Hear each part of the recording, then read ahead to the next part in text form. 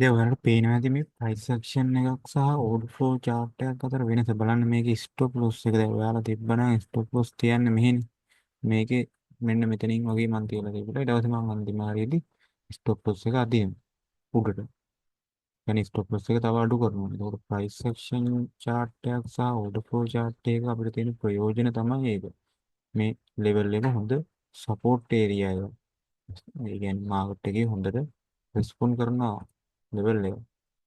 මේකේ පේනවා මම ට්‍රේඩ් එක මෙතනින් අයින් කරනවා. ඔයාලට කැමති දෙයක්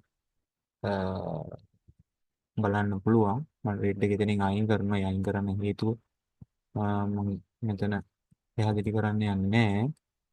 එහෙනම් price action versus order flow කියන කතන්දරේදී ඔන්න ඕක තමයි මාකට් එකේ උනේ.